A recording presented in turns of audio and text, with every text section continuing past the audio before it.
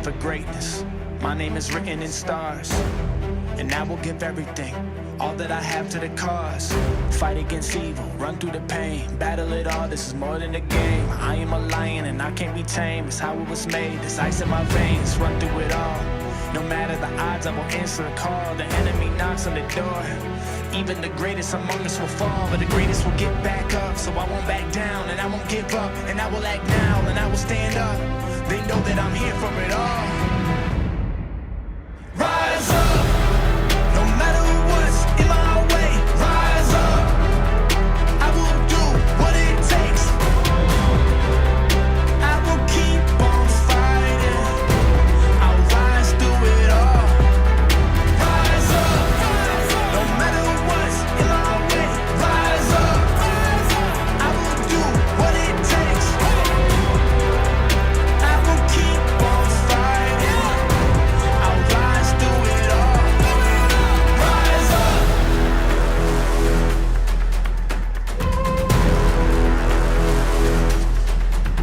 Rise up.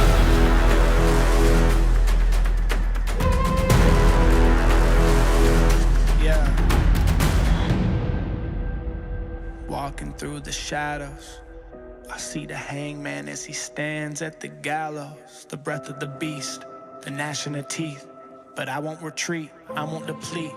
I will succeed, I got all that I need. I am prepared for this moment. I see my future and my destiny is calling. The battle is on, I will rise like the sun. I'll get it done. One day I'll look back and see that we won. Hello, hello, hello, hello, hello. Welcome, everyone. Welcome to another episode of the Niners Sickness Podcast on a Saturday afternoon. I am just coming live with really not that much notice. So if people jump on here with me on the chat, great. If not, it's all good. I understand that people are out there with their families. People are out there having fun, enjoying themselves. So it is all good in the hood. We're going to talk 49er football. We're going to talk Dallas and Niners matchup. We're going to talk about what Nick Wright from First Things First have been saying about Brock Purdy. We're going to talk about the new addition to the 49ers defensive roster. All of that and more right after this.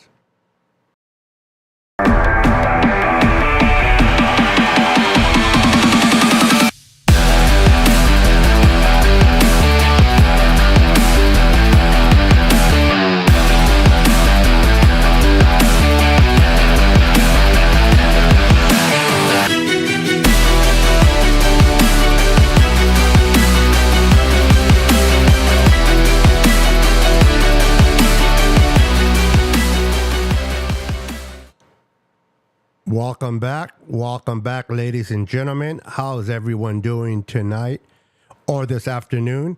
We're going to talk 49er football. We're going to discuss the Dallas Cowboys, the matchup for tomorrow night on Sunday Night Football. What do the Niners need to do to defeat the Dallas Cowboys? What do the Cowboys need to do to take on the 49ers? Now, the Cowboys, in my opinion, coming in Sunday night at Levi's with an attitude of, we got to beat this team. For their psyche, they got to believe in themselves. And I don't think they believe they can beat this team. They're coming in here trying to prove a point. Will the 49ers be able to stop the Cowboys? Now, the Cowboys did lose to Arizona, but partially, I think Arizona kind of threw that game away. I mean, Arizona came into fight. Cowboys kind of overlooked the Arizona and caught them sleeping. Are the Cowboys a great team? No. They're great defensively. They have a great defense. They're stout defensively. But I don't know about you guys, but I am not convinced about their offense. Now, sure, They got Dak Prescott. They got CeeDee Lamb. They got Pollard. They do got some names in that offense. Their offensive line is starting to come together. They're starting to get healthy. But they have struggled mightily in the red zone. They have struggled in the red zone. So that's something they're going to have to improve upon. Now, the Niners defense, as good as it has been, I just don't get that feeling of the D'Amico Ryans defense. Now, I'm not trying to take nothing away from Steve Wilks. I'm sure Steve Wilks is trying to figure out himself in this defense. He's trying to get himself familiar with it. He wants to get comfortable. He's trying to get comfortable with his players. But I haven't seen that eye of the tiger. I haven't seen that eye of the tiger instinct defensively. And I understand Nick Bosa kind of came in late because of the whole getting paid situation. Drake Jackson got 3 sacks week 1. We all got fired up. We're like, yeah, Drake Jackson from USC, 3 sacks in his first game. And then game number 2, game number 3, and game number 4, zip. Nothing from him. Now, he's still a young player. He's still growing. But I expect more from Drake Jackson. Hargrave has 3 sacks already, so I am very pleased with Hargrave. He's pushing the pocket. He has 3 sacks. I'm a little disappointed in Bosa. Just 1 sack in 4 games. It's not like him. Now, I understand that the quarterbacks and offensive coordinator this year, the way they have been addressing their offense is to get rid of the ball quickly. These quarterbacks have been getting rid of the ball 2.1, 2.5 seconds. It is damn hard to get a sack when the quarterback is getting rid of the ball. Daniel Jones, the biatch that he is, how he got rid of the ball like this. Thursday Night Football against the 49ers, boom, boom, boom, even if he wasn't completing it, he was getting rid of the ball. How did he do against the Seahawks? The Seahawks don't even have a great pass rush. And they were able to get 10 sacks for whatever reason. Maybe because they felt that Seattle did not have a pass rush, that he held onto the ball longer. It was so bad that even Armstead on his Instagram made a point to letting Daniel Jones know, hey, why aren't you loving on us? Why do you get rid of the ball quick on us, but yet you hold on to the ball forever when it comes to Seattle? Coordinators are game planning against us and trying to get the ball out and quick. The Niners need to find other ways to accumulate those sacks. Now, I said all that to say this. The 49ers have brought in some help at the pass rush. If you guys haven't heard already, which I'm sure you have, but in case you're like those people that just kind of kick back, they don't really watch social media, unless you're watching my show or other people's show, you're unaware that the 49ers have traded with the Denver Broncos for Randy Gregory, a pass rush that they had signed for 5 years 2 years ago. They brought him over from the Dallas Cowboys. They gave him a 5-year, $70 million contract with $28 million guaranteed. whether it's the culture there in Denver, whether there's the coaching staff, the new owners, whatever it is, or the fact that they're not winning games, Randy was not happy there. And they were going to cut him. Don't get me wrong, the Denver Broncos were going to release Randy. But this is why I really love John Lynch and Kyle Shanahan. For a lot of you guys that don't trust Kyle, they want Kyle fired and fire John and fire. I just don't understand why. Why Kyle Shanahan or John Lynch called the general manager of the Broncos and told them, listen, you are about to cut this kid. It's going to look bad PR-wise. You gave him a 5-year deal for $70 million, 28 guaranteed, and then you're going to cut him? That's going to give you a bad image already on top of you losing games. Why don't you trade him to us for a low pick? We'll give you our 6th-round pick for him, but in return, not only do we get Randy, but we get your 7th-round pick in return. This way, even though you're giving him up for a really low bottom of the shoe type of pick, you're still not cutting him. And they traded him to us. And the beautiful part is this. The Broncos are so bad that their 7th-round pick is going to be high. The Niners are so good that our 6th-round pick is going to be low. Meaning, from a low 6 to a high 7, we're probably looking a few picks in between. We get Randy Gregory. We add to the pass rush. He can add as a rotational piece with Jackson, with Quillen Farrell.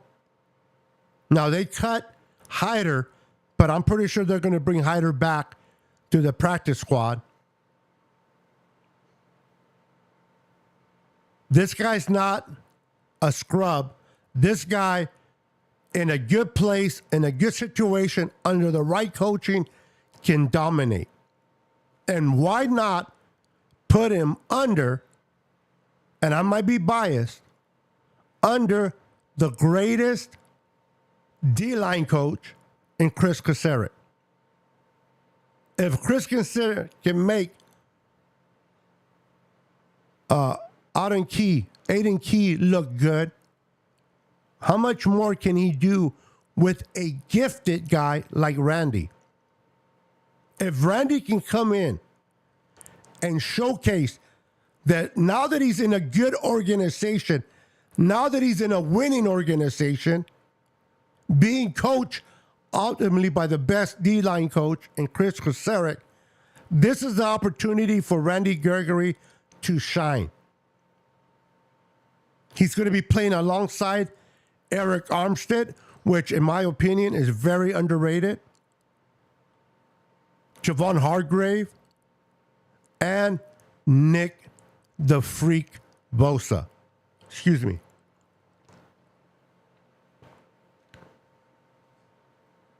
If he's able to come in and take care of his business,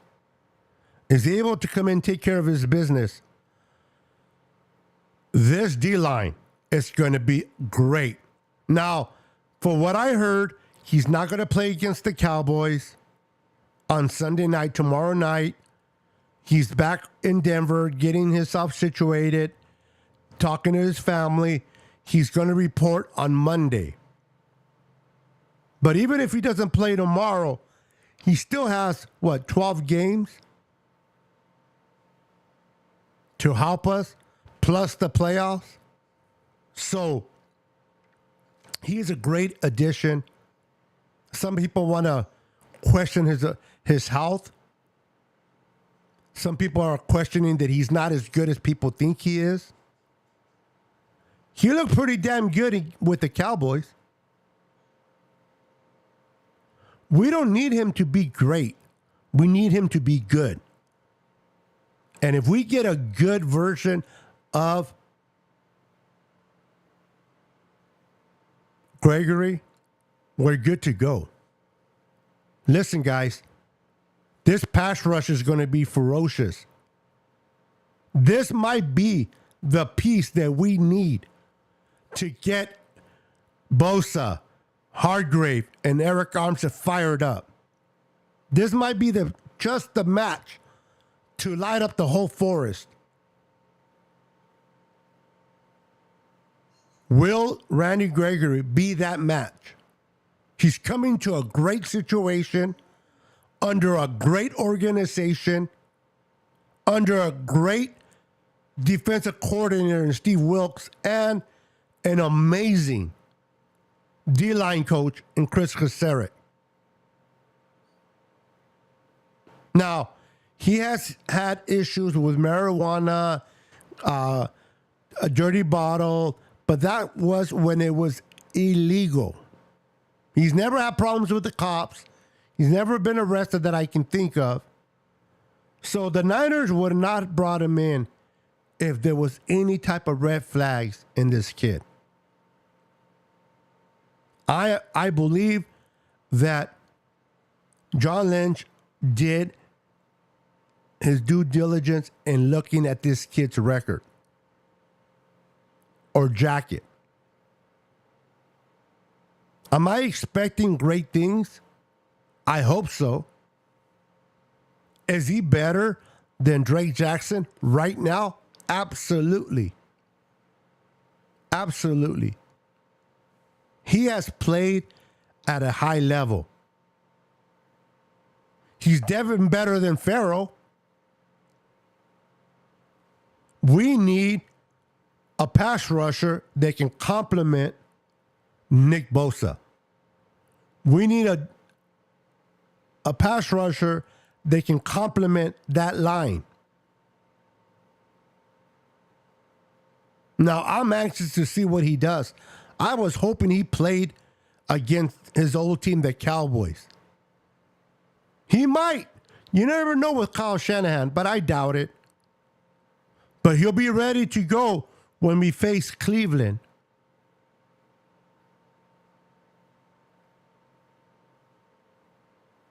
This kid can only bring positive things to the 49ers. This kid can only bring positive things to the 49ers defensively. I know you got those Niner fans that are like, yeah, but this, no, but that. Stop being negative. Just go with the flow, man. We added a pass rusher to the freaking team. He can't be worse than Drake Jackson. And even if he's great, he'll be the starter. If he's not, well, at least we got more rotational, fresh legs players. Now, keep in mind, Gregory is not only good as a pass rusher, but he's also good against the run. So if he comes in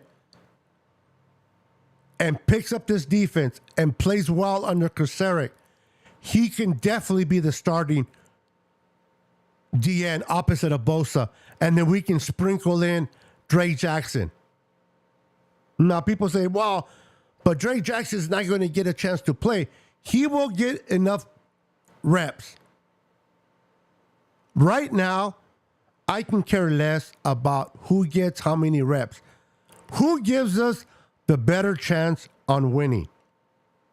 Who gives us the better chance on winning? Can we stack up wins? I can care less whether Drake Jackson gets a lot of reps or not. I like him. I think he's going to be great. But I want to win games. I want to win this damn Super Bowl. Put up the best 11 that gives you those chances. I know we have our favorites. I know that a lot of us as Niner fans, we love this player. We love that player. But let's be real. Whoever gives us the best chance of winning it all is who I want. I'm sick and tired of just making it to the NFC Championship and not making it to the Super Bowl. And I'm sick and tired of making it to the Super Bowl and not winning it. Now, before people throw things in my face and say, wait a minute, I've heard you say that you are happy making it to the NFC Championship. Of course I am. Whenever I defend Kyle Shanahan or John Lynch, I defend them by saying, listen, it is not easy to make it to the NFC Championship game. If it was, Jerry Jones and his Cowboys will be doing it already. So it's not easy. Now, is that enough? No. Our expectations are always been Super Bowl or bust. But when it comes to defending John Lynch and Kyle, I always reference they came in 2017. They gutted out this team. They gutted it out. They took everyone and left only 3 players of the last regime, right?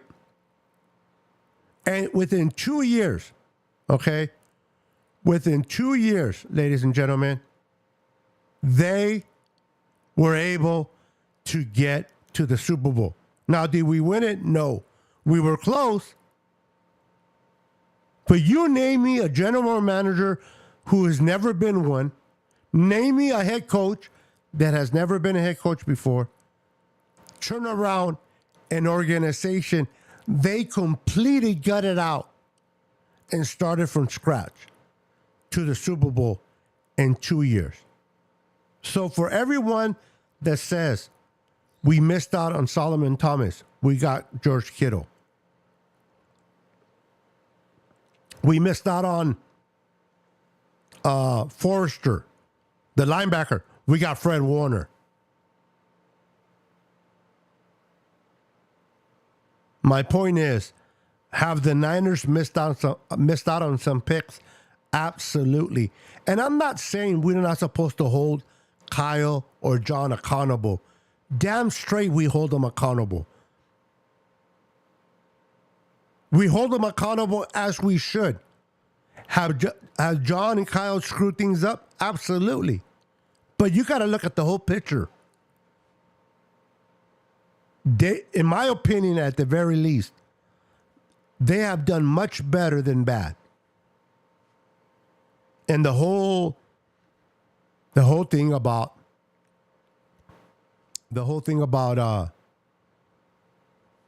they should have drafted Patrick Mahomes. They should have drafted Deshaun Watson. It was their first freaking year as head coach and as general manager.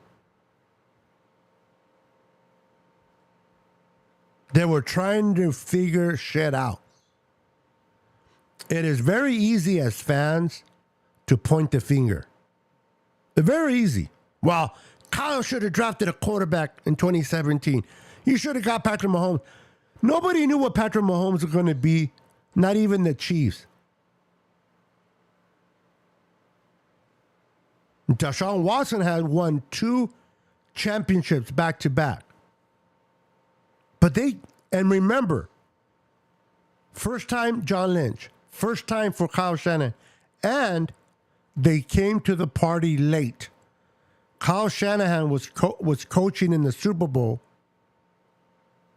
so it wasn't like he had a complete offseason to get his shit together. People forget that. He was on a whim, his first draft. He was putting his staff together. He got to get ready for the draft, free agency, all of that, all combined because he was in the Super Bowl that year. And without a quarterback, we have been to 3 NFC championships and a Super Bowl. Now, granted, we haven't won. You're right. You're right. We haven't won. But we have been relevant. We have been in it. We have been winning. We got our respect back. We can hold our head up. We can wear our colors with pride. We are not the laughing stock of the NFL like we once were before Kyle and John came onto the scene. Do you remember those days? Do you remember the Chip Kelly, the Jim Tunsulas?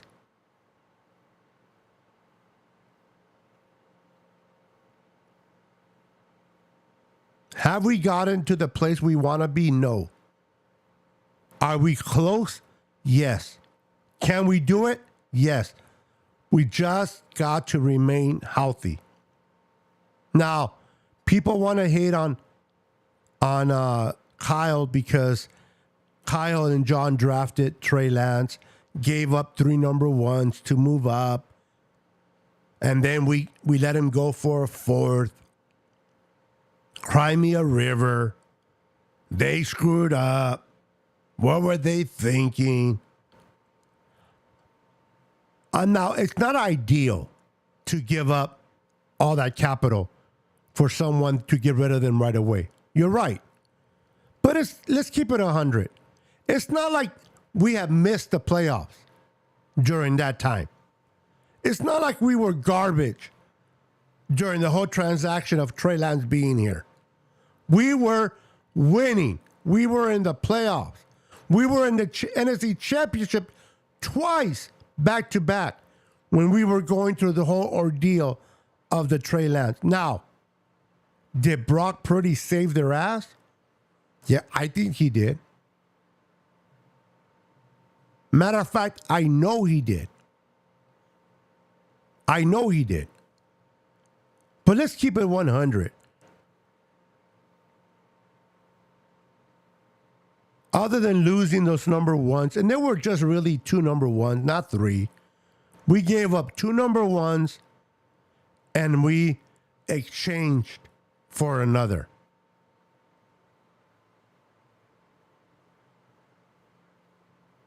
The Niners have been competitive.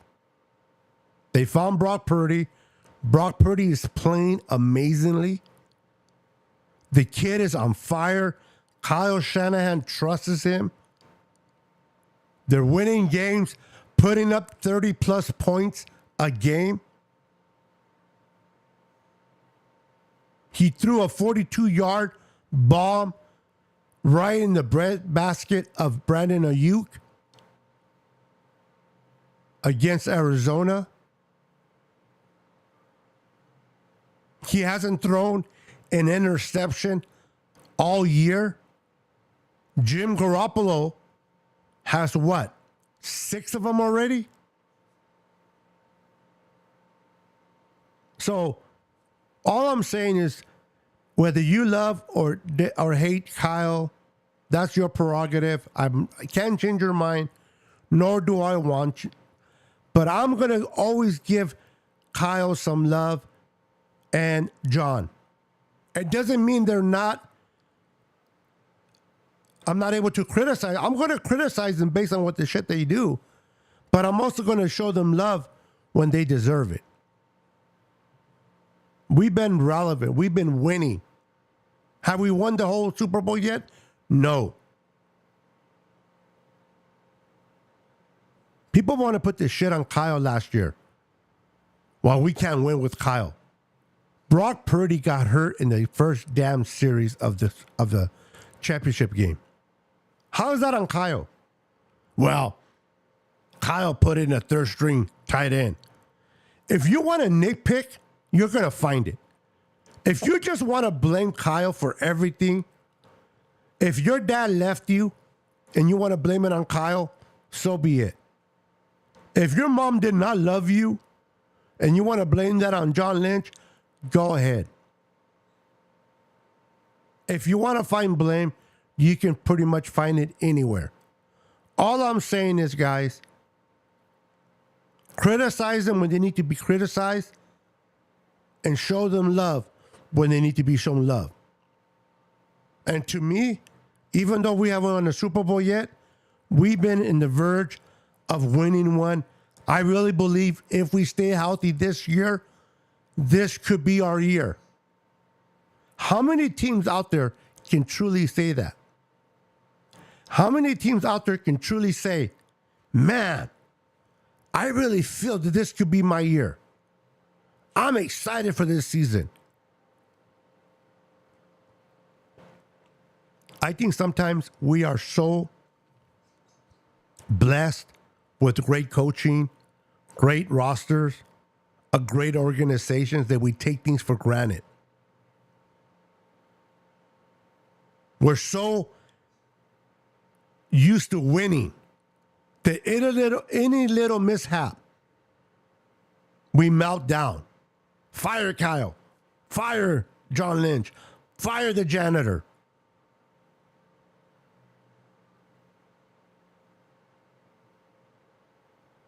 Has Kyle blown plays? Absolutely. Has Kyle not called the perfect game? Absolutely. But we're 4-0, guys. I know my topic said we're going to talk about Nick Wright on First Things First, and I will talk about him. Sorry that I'm going on a rant. It's just that I go on Twitter, I talk to my friends, and I keep hearing the same jumbo.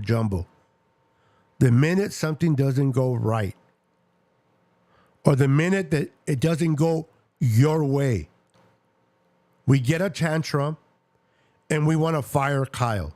We want to fire John. Instead of saying, okay, this shit did not work this week. I want to see if there's improvement the following week.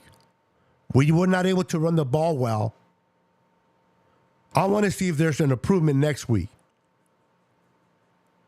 All right, Kyle, you might have not called your best game this week. We won, but you haven't, and I'm just talking, I'm not saying it was last week he didn't call a good game. I'm just saying in general. You haven't called a good game. Let's see what kind of changes you make. Those are the things that I want from my head coach. Those are the things that I want from my head coach. We are winning games. We are 4-0. They brought in CMC last year. He's been great for us. We brought Emmanuel Sanders in 2019, and we went to the Super Bowl. Now we're bringing in Randy Gregory, a defensive end, to help out and bluster our defense. The Niners are always making moves to get better. We signed Nick Bosa to a huge contract, and they were able to maneuver and get behind the salary cap huge. And personally, I don't think the Niners are done yet. I don't think they're done yet. I don't think they're done. Depending on the direction we go, if the Broncos decide at one moment or another later on, before the trade deadline, we're going to move on from our corner. We already know that the Niners have a great relationship with the Denver Broncos. Right? We already know that we have a great relationship. So maybe Surtain might be on his way if he becomes available. The Niners will always look a way to improve this roster. It doesn't mean a guarantee of winning anything. It just means that they're giving us a chance to win it all. And if Randy Gregory really plans out That was the greatest move from John Lynch. That was the greatest move from Kyle. Now, if he doesn't work out, let's just say he doesn't work out. Here comes those Niner fans. See, I told you they made a mistake. See, they don't know what they're doing. Instead of saying, hey, they went out and got him. Whether he worked or not is out of our control. But at least my team was aggressive to bring in a pass rusher. We threw the dice. We did not get lucky. So be it. But we have to be negative and blame. If he hits, great. Better for us. If he doesn't, well, they tried, right? And some of you might say, well, Niner Beto, you're such a kiss ass. You're kissing Kyle's ass. You're kissing John's ass. That's your prerogative. That's your opinion. I keep them accountable. But I also understand the football side of it. And the fact that they are trying to bring in players to help us win, I give them credit for. I do. If they succeed, great. If they don't, well, shit. At least they tried to get this team to be better. How can we be mad about that? And the Denver Broncos are paying most of the cost of Randy this year. I believe we're only paying about $870K for the remainder of this year. We only traded a late 6 for a very early 7. No risk. In my opinion, low risk, high reward. Now, is that reward going to come? I don't know. But it's a low risk, high reward. Low risk, high reward. And the beautiful thing about his contract, he is signed into 2026. But there is no a signing bonus. So which means is, or not signing bonus, I forgot the name of it, but which means is if we decide to cut him at the end of the year, we do not have to pay him anything, no dead money, no nothing. If he works out, we keep him. If he doesn't, we clean our hands. We don't owe him no money other than this $870. Please tell me how that is a bad deal. Please tell me how that's a bad deal. Kyle and John are doing whatever it takes to get this team over the hump. They're doing whatever it takes to get this team and win a Super Bowl. When I hear Kyle does not want to win a Super Bowl, I try to be respectful. I try to control my emotions and not say nothing stupid. But do you know how that sounds when a Niner fan says, well, Kyle just does not want to win a Super Bowl? What in the hell is he here for then? What is he here for? Just the money? Why are they bringing in Randy Gregory? Why did they bring CMC last year? Why? Why do they commit to their players like Bosa, Kittle, Fred Warner, Armstead, if he doesn't want to win a Super Bowl? Wanting to win and winning it are two different things. He damn straight wants to win a Super Bowl. John Lynch wants to win a Super Bowl. Have they won one? No. People that don't believe in luck, I don't know what to say. But to me, luck takes a lot when it comes to a Super Bowl. Not only do you need the roster, not only do you need the coaching, but you need luck as well. Now, we play one game at a time. The game that we're facing tomorrow night are the Dallas Cowboys. The team that we're facing is Dak Prescott and the Dallas Cowboys. What do the Niners need to do to beat the Cowboys? One game at a time.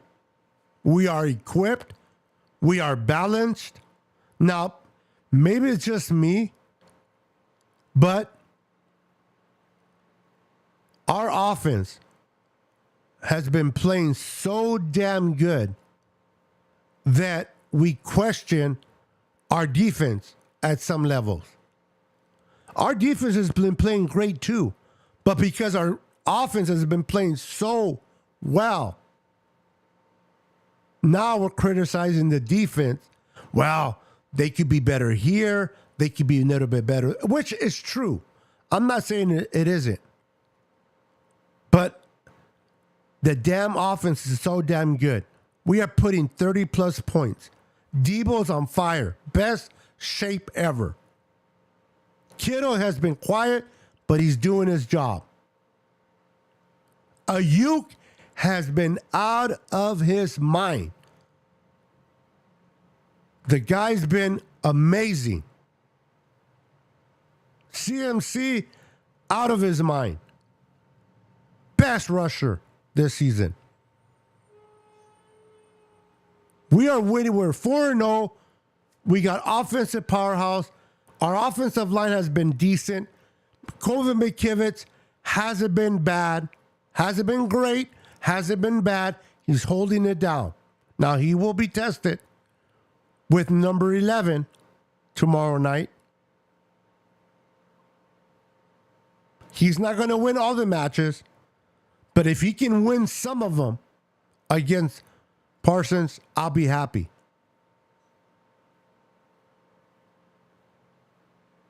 And we got to put pressure on Dak because we know Dak folds in pressure. You put pressure on Dak, he folds like that. He needs to hear footsteps in order for us to penetrate and get in Dak's face. Now, Stephen A. Smith made a bet with Marcus Spears for $1,000 on First Takes that if Dak Prescott throws 2 interceptions against our Niners defense, Marcus Spears has to pay Stephen A. Smith $1,000. That's a crazy bet right there. Crazy bet.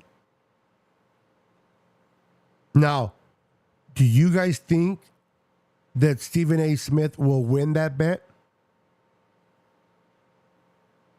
Do you think he'll win that bet? I've been so fired up. I've been talking nonstop. I haven't really having a chance to acknowledge everyone in the chat. I know you guys have been talking to each other, which is great. I've been putting your comments on the screen as I'm chattering away, but I do want to acknowledge a lot of you that are in the chat. I want to acknowledge everyone in the chat. So let me go ahead and go all the way to the top. I want to acknowledge Jimmy Perez in the house. What's up, Jimmy? We got JR Meadows in the chat. Whether you're still here or not, I still want to give you some love. My girl Dawn Dotson's in the house. We got Daniel Burry Sports in the house. My boy Brian Cope, who had a great one-on-one by himself show this morning. He will be going live tomorrow at 8 in the morning. Make sure to catch him tomorrow on his channel, The Brian Cope Show. Dina Harvey is in the house. What's up, Dina? Randy Daytona is in the house. What's up, Randy? We got Jess from East Coast Red and Gold podcast in the house. What's up, Jess? She's one of my co-hosts for Friday night shows that we do together called the Niners Now podcast. We go live every Friday at 5 p.m. We were not able to go live yesterday because she had to take care of some things. I had to take care of some things. But normally we go live at 5 p.m. Pacific Standard Time on my channel and the Niners Now podcast channel. I want to acknowledge Randy Daytona. If I did not mention his name already, I want to acknowledge David McNiner. What's up, David? I want to acknowledge Ted from Ted Talks Ball. How you doing, Ted? Good to see you. Rob D in the house. Acknowledge my friend Rob D. Good to see you, Rob. We got John J from the 49ers Ultimate Report in the house. What's up, John J? Give him some love. We got David Corona in the house. What's up, David Corona? Good to see you. We got Cheese in the house. What's up, Senor Cheese? We got Luis Moreno in the house. What's up, Luis Moreno? Mr. Joe is in the house. How you doing, Mr. Joe? I'm going to get to some of your comments in a minute or two. Damian Lee is in the house. How you doing, Damian Lee? We got 187 Bang Bang Niner Gang in the house. What's up, my brother from a different mother? So I wanted to acknowledge everybody. You guys are awesome. Let me read some of these comments now. It says, Ikukam, I can never pronounce the guy's name. I'm glad he's gone. Willis and Aminihu are gone because they were not worth the money. 5 sacks with Bosa on the other side. That was disappointing. Gregory is almost free. Could thrive. Yep. Hold on, guys. 1 minute.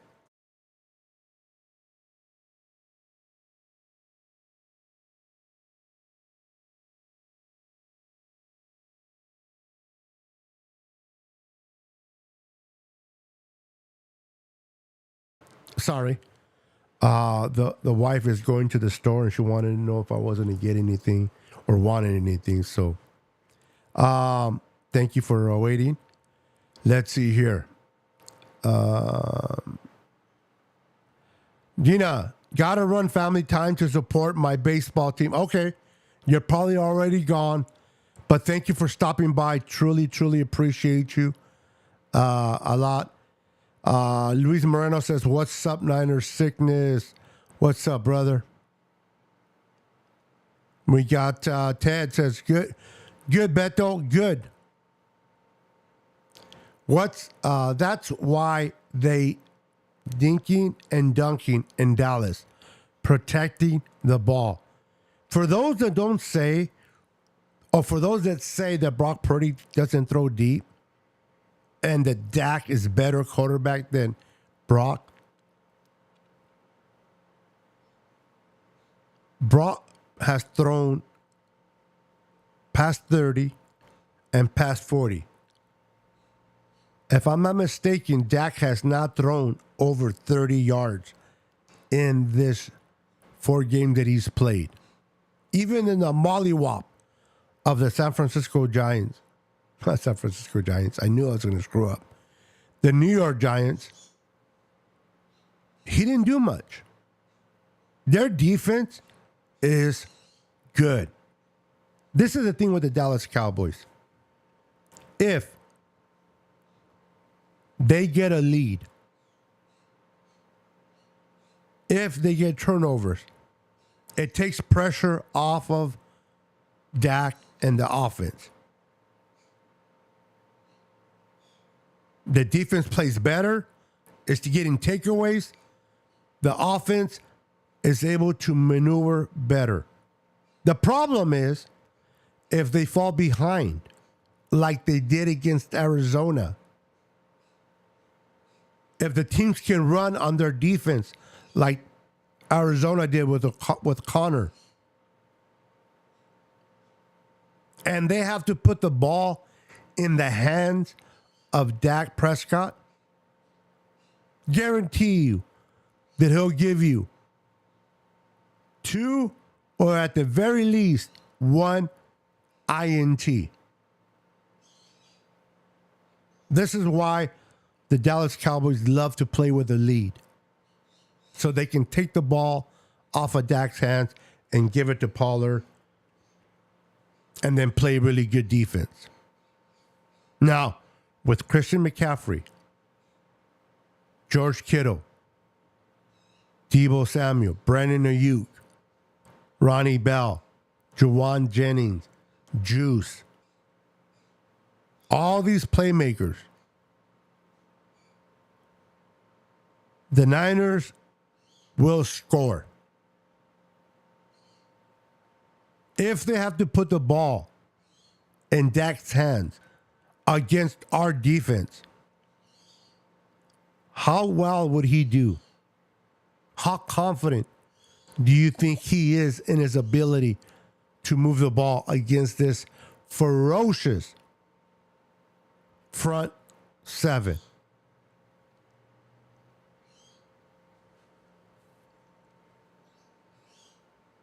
Now, on any given Sunday, any team can win 100%. What's up, Javier Rios? How you doing, my friend? And any given Sunday, any team can win.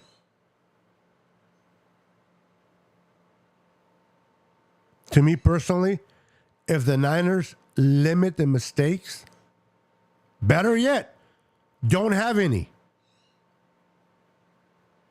Limit the penalties, the mistakes. Don't turn the ball over. They'll beat the Cowboys, and they'll beat them good. What's going to keep this game close is if we turn over the ball.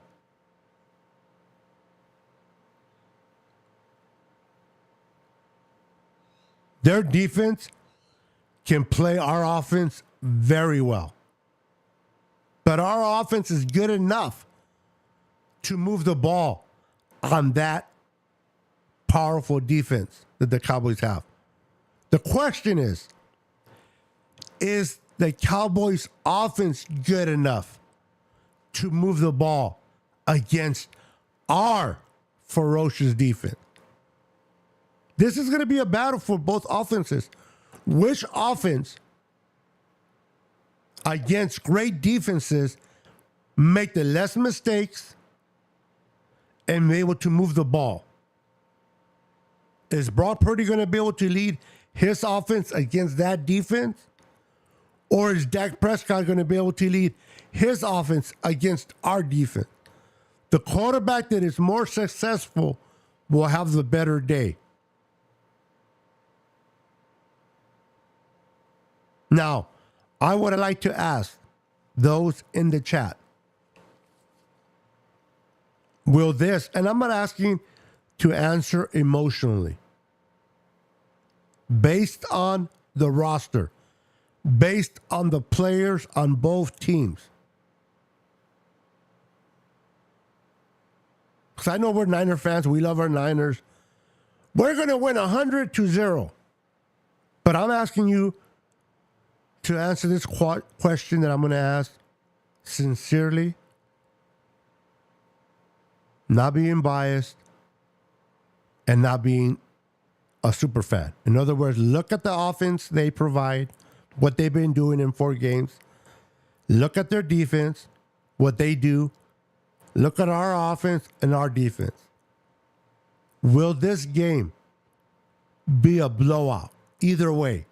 In other words, are the Niners going to blow out the Cowboys? Or will the Cowboys blow out the Niners? Or is this going to be closer, kind of the way it was last year in the NFC Championship game? NFC divisional game. I believe it was 19-12 last year.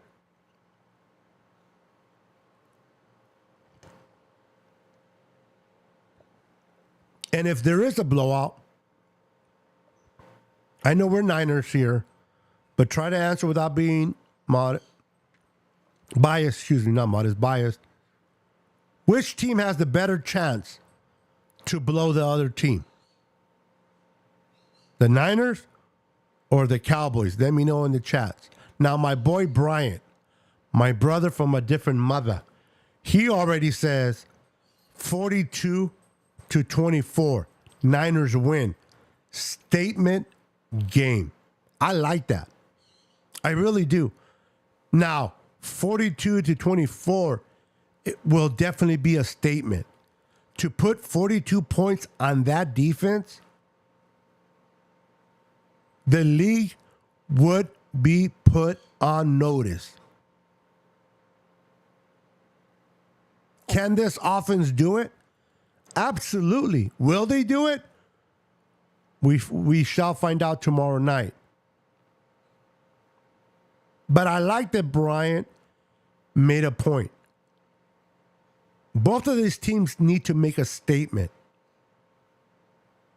The Niners need to know they are for real, and the Cowboys need to know and have their fan base believe it's for real. Now, 42 are a lot of points, if I'm being honest with you, against this defense. It's almost being very disrespectful to the Dallas Cowboys defense. But I respect your comment there. I hear it's the first time that the entire O-line has played together all year. For the Dallas Cowboys, yes. They're missing one piece, and I believe that one piece, which is a guard or tackle, I don't remember his position, is back and will play. So the Cowboys' offensive line will be playing together for the first time. Now, with that said, they are a great O-line when they're together, but they haven't played with each other all year. And if you know something about an offensive line, it's always great to have great players individually, but you gotta play I can't pronounce that word. You got to play together. One mindset. You got to know what your right guy next to you is doing. Your right guy, colleague, I can't pronounce the word. If you guys know the word that I'm looking for, put it in the comments. But they got to play together in one accord. Have they done that? No. So they might be getting their best players back, but they haven't played much together. So if we're going to play the Cowboys, this is the best time to play them. Now, that could change in the playoffs if they stay healthy. By that time, they'll have enough reps together.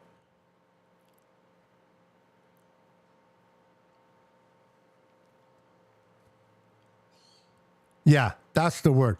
I can't pronounce it, so I'm not even going to try. Yeah, I know what you meant. You spelled 2 U's, but I still know what you meant. Continuity. I can't pronounce it. I can read it, but I can't pronounce it. So, It's all good, though. Thank you, Ted.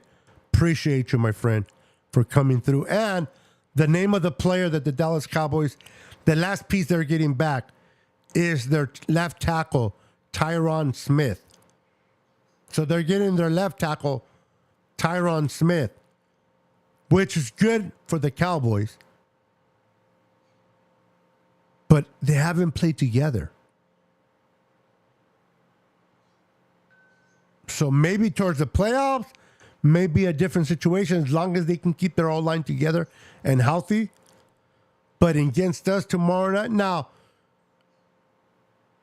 I say that with a grain of salt because when you're good at your position, you'll make it work. Tyron Smith is a good tackle. Their center, it's a good center. I forgot his name. Martin. They still need to work together, but when you're good at what you do, when you got a bunch of Trent Williams across the line, they're not going to play terrible. From Beto's S20 Ultra. Alexa, shut up. David Villa says, "What's up, my Niner family and my brother Beto? Glad you are on today. One more day for the Niners game time. For game time, excuse me. No comma, you threw me off. Can't wait. Let's go Niners." I love it, brother. I love it. Nah, bro. You are El Jefe. Randy is El Mero Mero. I am just a humble servant that loves to talk football to those who will listen to me.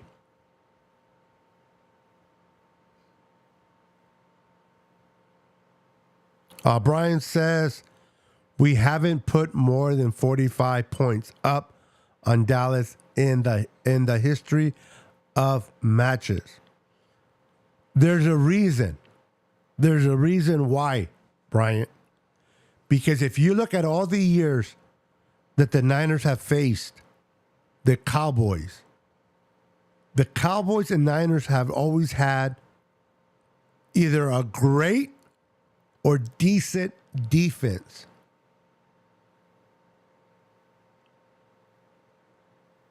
But 45 points would definitely be a statement for sure. For sure. Tyron Smith, Taylor Smith, I thought I was going to read it as badass, but that's not badass. Biadas, I can't pronounce that or read it right. Zach Martin and Terrence Steele. Okay. So that's the 5 across. Now, I'm not too familiar with a lot of them. I am familiar with Tyron Smith. I am familiar with Taylor Smith and Martin and Zach Martin. And I think Terrence Steele, I've heard of him. We shall see. Tomorrow's game is going to be interesting.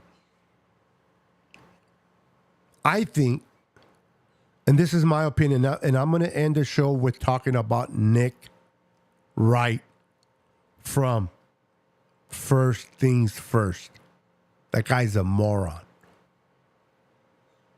His takes are weird. And I'm not saying this because of what he said about Brock Purdy, which we'll talk in a minute. His takes are just dumb. He's a huge homer when it comes to his Chiefs.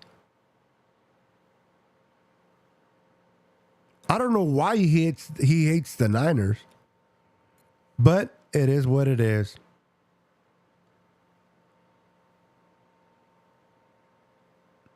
Dallas put up 59 points against us once.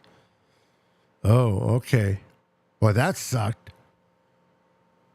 I hope we did not have a great defense that year, because that's more embarrassing. When you don't have a good defense, it still sucks, but But when you have a good defense and it gets put up on you, yeah, that's a little bit more.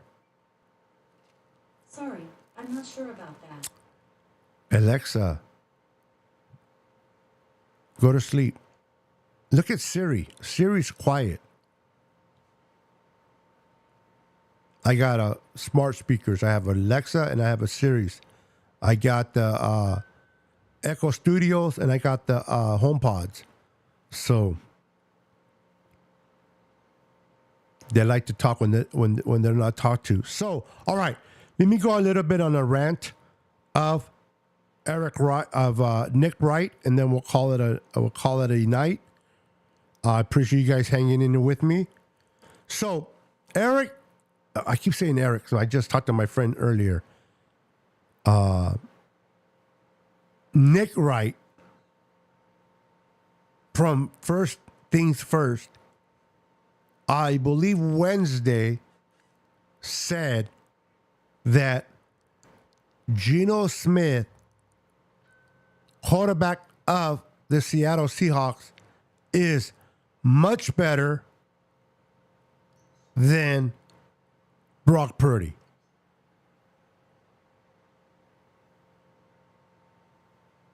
Even this year. Now, I don't want to take things away from Geno Smith.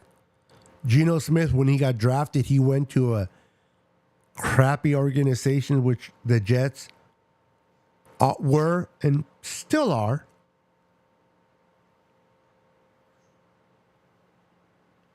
And Geno Smith has been able to resurrect his career with Pete Carroll and the Seahawks. He has been playing better. Not great, but better than he's played before with the Jets. So I commend that, and I'm happy for Geno. But the things that Brock Purdy is doing, it's incredible. And you don't have to like the Niners or the Seahawks.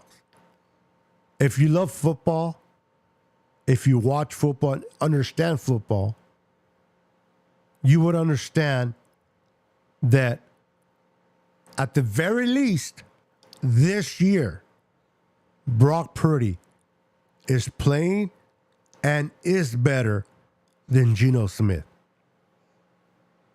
Stats don't lie.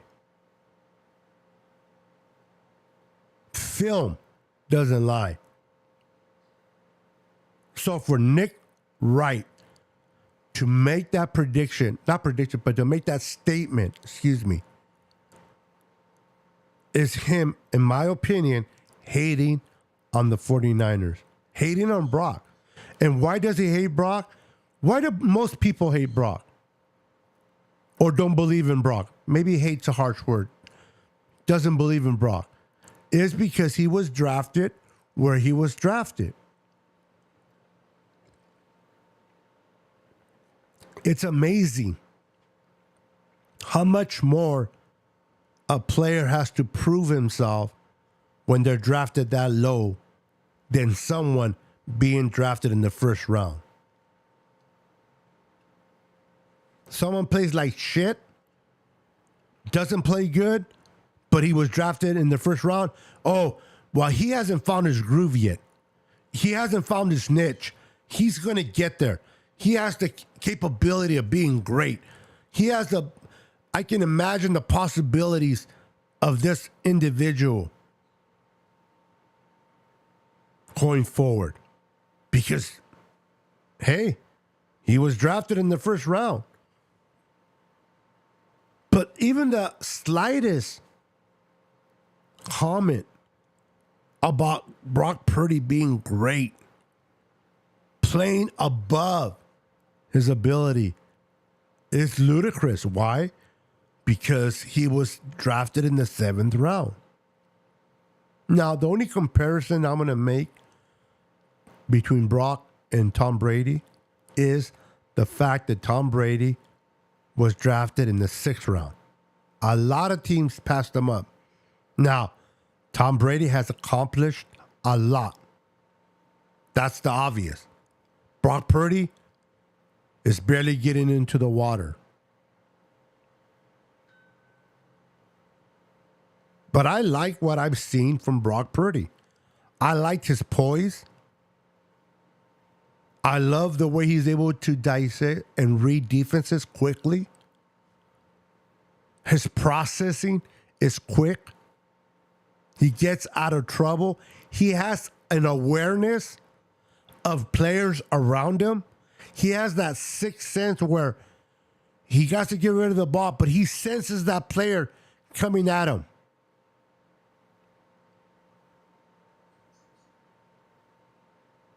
Does he lack the big arm? Is he 6'4", 238 pounds? No. I always been afraid of Chihuahuas. They think they fight like a pit bull.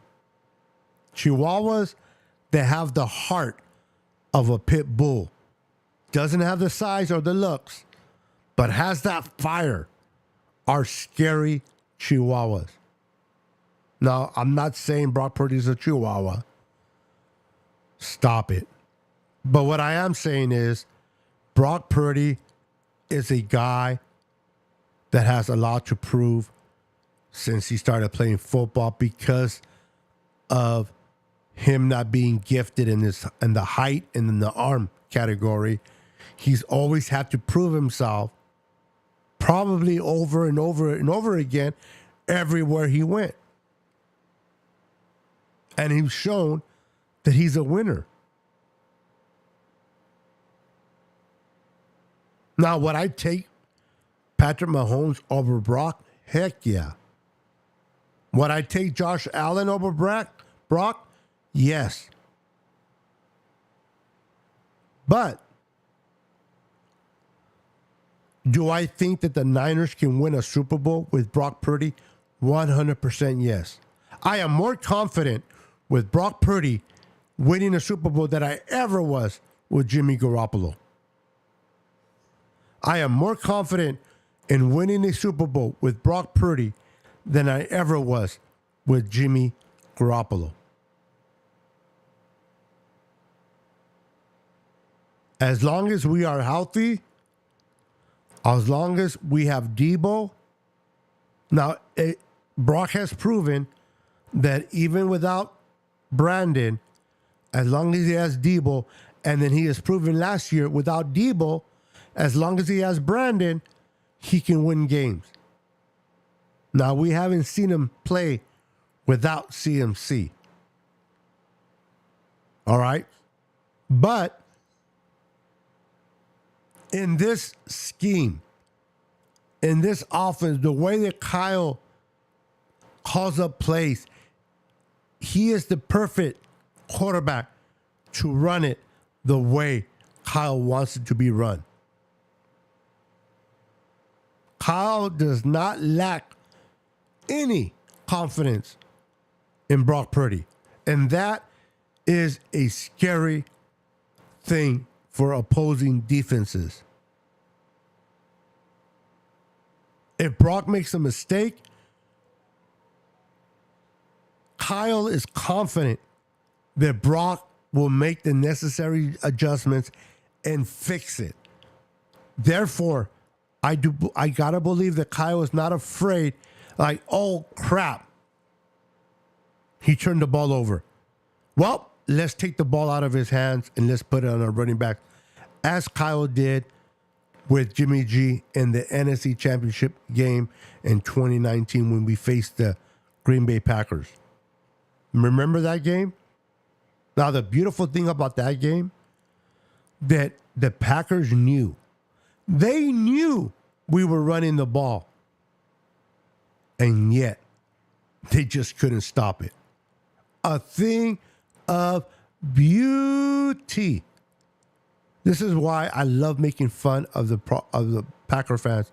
Your defense in that game knew 99.9 that we were running the ball. And you couldn't do it shit on stopping it. That's embarrassing if you're a Packer fan and Packer defense in 2019. We were just running to the left, running to the right, running down the middle, running everywhere. They could not stop the run. I love watching that game over and over again. They will run at them and away from them and be successful either way. If you haven't watched that game lately, go and watch it again. It'll make you laugh. It'll make you feel good. So, Nick Wright, you can out of here with your Brock Purdy comments. If the Niners handle their business tomorrow night, eliminate errors, eliminate turning the ball over, eliminate the penalties, they will have a good game. It's cliche, but it's the truth. Stop the run and run the ball. Stop the run and run the ball. It is a formula for success. And the Niners can do both. Now, we won't see the new addition to that defense, the new shiny toy against the Cowboys. It would have been nice because that's his old team. But if everything goes well, we should see him against the Browns. All right, guys, you guys have been amazing. Thank you for hanging out with me.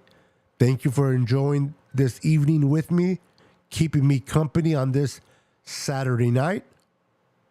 Enjoy baseball playoffs. Playoffs? Don't talk to me about no playoffs. The late Mora, or is he still alive? No, he passed on, right? Anyway, enjoy the playoffs for baseball. The NBA has started. It is preseason for the NBA, but it has started. Enjoy that. Enjoy college football, but most definitely enjoy the game tomorrow on Sunday night as we host the Dallas Cowboys. And I'm hoping by the end of the night, people that do content creations for the Niners will be on here talking a lot of good stuff about that game. Appreciate each and every one of you. You guys have a wonderful night. Avatar, I see you, my friend. You're coming in late, but I do see you. I do want to acknowledge you on my show, my friend. Good to see you. Welcome. I do see Rick Perez. Rick, I want to acknowledge you as well, my friend. Thank you for stopping by, being part of the Niners Sickness podcast. You guys have a wonderful night. Make sure to hit the like button, subscribe to the channel if you haven't subscribed already, and share my video. Let people know about the Niners Sickness podcast. I would truly appreciate that. You guys have a wonderful evening. Enjoy the rest of the games, and definitely enjoy the game tomorrow. Until then, I am out of here. God bless, and go Niners. Peace. 10, 9, 8, 7, 6, 5, 4, 3, 2, 1.